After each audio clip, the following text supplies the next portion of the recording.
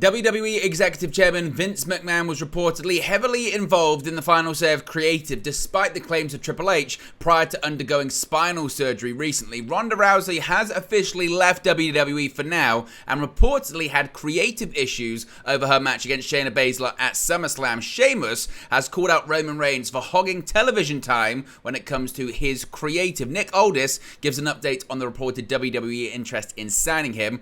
Brock Lesnar and Cody Rhodes had their unplanned spot after their match at SummerSlam. We've got more details on that. How long was the planned Io Sky cash-in? Of course, she's now the women's champion, but how long was that creative plan for? An update on Brock Lesnar's WWE future. Triple H comments on certain matches being cut from SummerSlam. Kairi Sane is going to be returning to WWE. We've got details as to when her return could be. Slim Jim are reportedly ecstatic with LA Knight and requested that Bianca Belair be in their commercial. An update on who are the top merchandise sellers currently in WWE, plus AJ Mendes leaves WOW.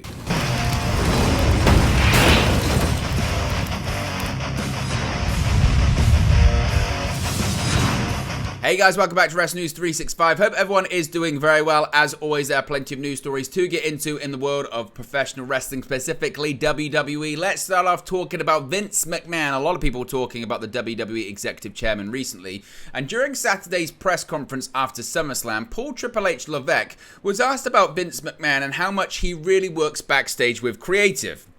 The WWE Chief Content Officer noted that he wasn't day-to-day or there all the time. However, Sean Ross Sapp of Fightful Select has released a conflicting report indicating that McMahon was actually, quote, heavily involved in the final decisions of WWE Creative prior to his major spinal surgery that occurred last month on July 21st. It's unknown how long the 77-year-old will be out on medical leave. This, of course, isn't the first report to note how McMahon was behind the creative of both brands. One example was on the June 23rd episode of SmackDown, where McMahon was said to have made significant changes that included cutting matches such as a Bayley and Shotzi match. Another example happened just a few days before on the June 23rd episode of Monday Night Raw, where the former CEO changed the opening right before the show aired. Now, last summer, McMahon stepped down as WWE's chairman after a slew of misconduct allegations, but 6 months later in January, he returned as the executive chairman, which is safe to say was a shock to fans and talent alike. During the press conference, Levesque also praised McMahon and said he was the reason behind this business still being around, that there was no greater mind in the business. He also noted they would be, quote, silly not to ask him for his, quote, thoughts or ideas. So what are your thoughts on, despite what Triple H says, McMahon still being heavily involved in creative? And is this an attempt by WWE to downplay McMahon's involvement because they know the reaction it's going to get? Let me know your thoughts about that in the comment section below. Now, Ronda Rousey is seemingly done with WWE, for now at least. Coming off the back of this past weekend's WWE SummerSlam event, a big name has finished up with the company. There's also clarification on one star who isn't done, despite things potentially seeming that way. The two names in question are Ronda Rousey and Brock Lesnar. We'll talk about Brock later on. But starting with Ronda Rousey, there were plenty of reports leading up to SummerSlam that she was planning on finishing up sometime shortly after the show, but it wasn't exactly clear when. Well, Dave Meltzer reports in the Wrestling Observer Daily Update that SummerSlam itself did indeed mark the end of Rousey's run with WWE, at least for now. His exact phrasing was, quote, that was her farewell, at least for now, end quote. Now, Rousey is not expected back in WWE at any specific point from now, and that's why she put Shayna Baszler over by getting choked out on her way out of the company. Before SummerSlam, the word was that Rousey had a hard out in her contract, which is why the storyline with Baszler had been a bit rushed after it was delayed several times due to injuries. SummerSlam, of course, is where it was scheduled to end. Now, as far as this MMA fight that they had at SummerSlam, reportedly, there were quite a few creative issues. Now, as I mentioned, during the August 5th show, Rousey and Baszler faced off in an MMA-inspired bout. The rules of the match meant that victory was only achievable by way of knockout or submission, It was obviously Shayna Baszler who ultimately stood tall, choking Rousey out after 7 minutes worth of worked MMA action. Per Dave Meltzer on the Wrestling Observer Radio, there were issues between the two stars and creative regarding how the match would play out. Explaining that Rousey and Baszler's ideas for how the match would look were different to WWE's, Meltzer said, quote, Ronda and Shayna wasn't the best match or anything like that. There were issues between creative and them as far as how it was going to go. You don't have knockdowns in an MMA fight and stop the fight and do 10 counts or whatever, but you have some people stuck in one mentality of combat, others in another, and I think that it kind of hurt it. So essentially, Ronda Rousey and Shayna Baszler, they had one version of the bout they wanted to do. WWE Creative had another, and we ended up seeing what we ended up seeing at the weekend. What were your thoughts on that? Now, this was a big talking point, actually, over the last few days, and it's regarding some quotes by Sheamus in an interview that he's done. Now, WWE star Sheamus has argued that Roman Reigns is getting all of the storyline time, and that there are others on the roster begging for that luxury. Of course, since returning from his hiatus in 2020, Reigns has been presented as WWE's top champion, with the Tribal Chief playing a key role in the compelling Bloodline storyline. Most of his WWE appearances are presented as main event segments, regardless of whether or not he's actually wrestling.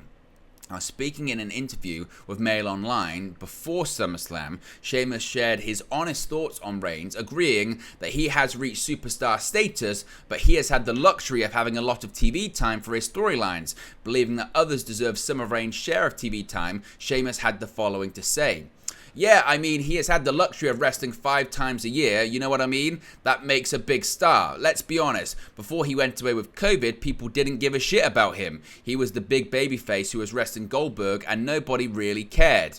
I think in the same way it benefited me to come back and wrestle in that empty arena at the Thunderdome, where people got to see how physical I really can be, and allowed me to have that more freedom, settle into my own skin and just say, screw it, I'm going to go out there and have fun, do what I'm going to do. In the same sense, it benefited him because he was at the point where it was forced down people's throats and he got to go away and come back in this different character. Obviously, there's a luxury of getting all the storyline time and everything. I feel like he's made the most of the opportunity he's had, but I feel like there's guys on the roster begging for that amount of time to tell their own stories, and that's one of the only things that's going. The rest of the roster needs story time too. With MSG a couple of weeks ago, they went 20 minutes over. So me, in theory, had 2 segs, which ended up turning into 3 small segs on the floor, you know. So that's tough as well to go out and do that. It's definitely benefited him a lot, and Heyman and the story they have to tell, all within that family and stuff. But as I said, there's plenty of other people on the roster that could do with story time as well. I'm not taking anything away from him, I'm just saying. Now, what are your thoughts on Sheamus' comments about Roman Reigns? Is he right when he's talking about all of the time that Roman Reigns has been getting when it comes to the Bloodline storyline? Or is it completely justified when you see the ratings and the ticket sales and the success that WWE's having right now? Let me know your thoughts and opinions about that in the comment section below. Now, a big shake-up begins today in WWE Commentary, and a new report has shed more light on the reasoning for WWE's Commentary Changes. Prior to SummerSlam this weekend, Variety revealed that WWE would be shaking up its commentary teams. As part of the changes, Michael Cole and Wade Barrett, who were formerly the announcers for SmackDown, would now be lending their voices to Raw starting today. Subsequently, Corey Graves and Kevin Patrick, the former announcers of Raw, will move over to SmackDown. There is one additional detail, though. Michael Cole will be pulling double duty broadcasting on both Raw and SmackDown moving forward. According to PW Insider Elite, both Endeavor and the broadcast partners of WWE made pushes for Michael Cole to be the primary face of the product. As a result, Cole will now be placed on both of the company's main roster shows. With Cole's extensive background in commentating, WWE is confident that he, along with Graves, can sharpen the less than experienced Kevin Patrick, who joined the broadcast team at the end of 2022. The report emphasized that WWE is fond of Patrick, and the shakeup was not indicative of a demotion to Patrick, but rather an opportunity for him to gain some more experience and find the voice and vibe the company wants out of their lead announcers. In regard to Barrett and Cole jumping over to Raw, PW Insider noted that the executives were keen on keeping the duo together due to their on-screen chemistry. The highly praised chemistry prompted WWE to relocate Barrett and Cole to their flagship show. So that's the details as to why Michael Cole was moved to both Raw and SmackDown, and why the pairing of Barrett and Cole specifically was kept together. Now, Nick Aldis has been linked to a move to WWE. Nick Aldis, who just wrapped up a short-term deal with Impact Wrestling, is now once again free to talk with other companies, with a recent report from PW Insider stating that the company can carry high interest in bringing him on board. While one would obviously assume this is for a wrestling capacity, PW Insider's report stated instead that WWE intended on bringing in Aldis as a producer, surprising given the former Impact World Champion is only 36 years old. Aldis was recently asked about these rumors specifically on Conan's K100 podcast, although he would neither confirm or deny the report. Aldis did have some nice words for the company, however, deciding to put over WWE's merchandise available currently, saying, quote, "I cannot confirm or deny. I happen to think there's a wide range of incredible merchandise available at WWE shop." Now, he also opened up about his exit from the NWA. Of course, after several years as the top star and face of the promotion, Nick Aldis made the decision to leave the National Wrestling Alliance in 2022 after backstage issues with the company. Aldis would then make his return to Impact Wrestling at the Rebellion pay-per-view in April 2023. He went on to spend over 2 months with the promotion after finishing up its Slammiversary. On the latest episode of the K100 podcast with Conan and Disco, the former Impact World Champion was asked about his NWA exit and his thoughts on NWA's Director of Talent Relations, Pat Kenny. He answered, quote, "I don't want to air dirty laundry, but he showed his true colors with my exit from the NWA. I don't want to get into it too much, but they owe me money, and it's probably never going to come. And Pat I felt betrayed by Pat. I'll just leave it at that." So he's suggesting that the NWA owes him money, and he kind of got screwed over on the way out, which again, if indeed it's true, is unfortunate. Do you believe it's true? Let me know your thoughts about that. Now, a big moment from SummerSlam this weekend was the handshake, the arm raise, and the embrace by Cody Rhodes and Brock Lesnar. And more details have emerged from that unplanned spot between Brock and Cody at the event. During SummerSlam, Lesnar and Rhodes faced off in their third match of the year, following Rhodes' victory at Backlash and Lesnar's win at Night of Champions. The American Nightmare was ultimately victorious, pinning the Beast to win their rubber match. Following the bout, Lesnar took off his gloves to shake Rhodes' hand before uncharacteristically embracing him. During the post-show press conference, Triple H stated that this surprising moment was completely unplanned. PW Insider has now confirmed that this moment had not been scripted into the show ahead of time. The report also noted that Brock Lesnar left the arena following his bout to fly home, which again is what he always does. It had been heavily speculated ahead of the event that Brock Lesnar versus Cody Rhodes 3 would have a special stipulation. Of course, it did not. It was just a normal match, and according to Fightful Select, it was always going to be a normal, regular match. Io Sky is the brand new WWE Women's Champion, and a new report has revealed whether Io Sky's WWE Women's title victory was a last-minute decision or not. At SummerSlam, Io Sky successfully cashed in her Money in the Bank contract on Bianca Belair to win the gold, following Belair winning a triple threat match against Charlotte Flair and Asuka. This created a special moment on the show, with Sky celebrating her title win with her Damage Control stablemates Bayley and the returning Dakota Kai. According to Sean Ross Sapp of Fightful Select, they've provided an update on Io's huge win, noting that they are not sure how far ahead Sky was informed she'd be winning the title, but indeed it was not a last-minute booking decision. Sky has been riding momentum since her breakthrough performance and crowd reaction in Puerto Rico against Bianca Belair for the Raw Women's Championship Backlash earlier on this year. Since then, Io Sky went on to win the Women's Ladder match at the Money in the Bank Premium Live event ahead of this memorable moment at SummerSlam 2. So certainly it was on the cards for a while.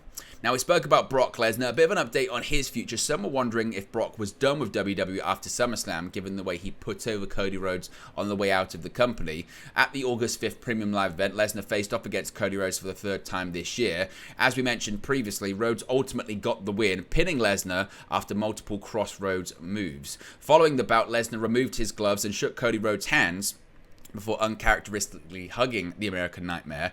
This moment has fueled a lot of speculation that Lesnar is finishing up with WWE. Per Dave Meltzer on Wrestling Observer Radio, this is not the case, as WWE sources have indicated that Lesnar will only be out of action for a, quote, little while. Noting that WWE is advertising Lesnar for an upcoming show, Meltzer noted, quote, "He is advertised for Fastlane. I'm not sure if that's where he returns. He's going to be gone for a little while, is what I was told, but not for long."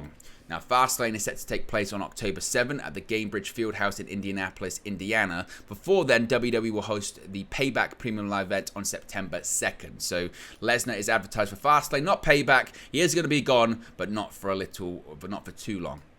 Triple H has opened up on Becky Lynch and Trish Stratus, as well as some other matches being cut from the SummerSlam Premium Live event. Triple H has addressed banter about matches that were cut from SummerSlam following recent fan outrage surrounding the Becky Lynch vs Trish Stratus bout. While previous reports indicated that WWE had been building a Lynch vs Stratus match for the August 5th Premium Live event, the bout was ultimately announced for the August 14 edition of Monday Night Raw in Canada. WWE reportedly pulled this match along with a planned Rhea Ripley vs Raquel Rodriguez bout from SummerSlam due to time constraints, as the matches would have been severely limited on time if they were announced to the card. During the post-SummerSlam press conference, Triple H argued that these matches weren't cut as they hadn't officially been announced for the show. Addressing the aforementioned criticisms, Triple H said, quote, "There is always going to be criticism of everything we do. My only thing is, 1, have patience, 2, there is always another thing around the corner. There was a lot of banter this week about matches being cut, which was the word that was used. Nothing was cut. There was no card announced. If we don't have more things in the pocket ready to go for a PLE than fit the PLE, I've done a terrible job. There is always an injury waiting around the corner. There is always a moment that changes everything. When one creative thing changes, it changes the trajectory of everything. If you don't have more stuff than you need ready to go, you failed. Then you get to the unfortunate place where I have too much stuff. The show was plenty long tonight. If it had been longer, it would have been bad. There comes a time where you say, does everything get shorter time? Does everything get rushed and hurried? Or do we move things around, shift it, and give it a bigger spotlight?" Now, do you agree with what Triple H is saying there? Did he make the right call when it comes to making sure that certain matches didn't appear on the show and get a bigger spotlight and more time on episodes of Raw and SmackDown respectively? Let me know your thoughts about that in the comment section below. Now, a big story this weekend was that it appears that Kairi Sane has re-signed with WWE, and an update has emerged on the possible return date for Kairi Sane following reports she's on her way back to the company. As previously reported by PW Insider, Kairi Sane is set to return to WWE. While the report indicated that her return is, quote, imminent, more details have emerged on her deal that appear to reveal when Sane will be available to return. Per Dave Meltzer of the Wrestling Observer, Kairi has 2 more dates scheduled to fulfill in Japan, indicated that Kairi could return in a few months. Meltzer said, quote, maybe November. She's got 2 more dates in Japan I think she's scheduled for. She's coming back.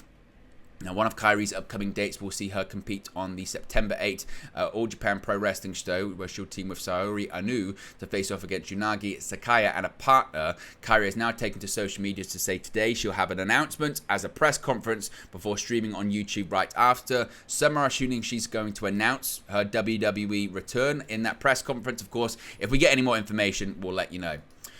LA Knight won the Slim Jim Battle Royal, and seemingly he's the face of Slim Jim moving forward when it comes to WWE. Slim Jim played a big part in WWE SummerSlam this year, with the company sponsoring the Battle Royal match while also having an advert during the show featuring LA Knight and Bianca Belair. According to Sean Ross Sapp of Fightful Select, the sponsorship was, quote, huge, although no official number was provided. WWE has been using sponsorships a lot more in recent times for premium live events, with WWE having sponsors run around the LED boards around the ring during the show.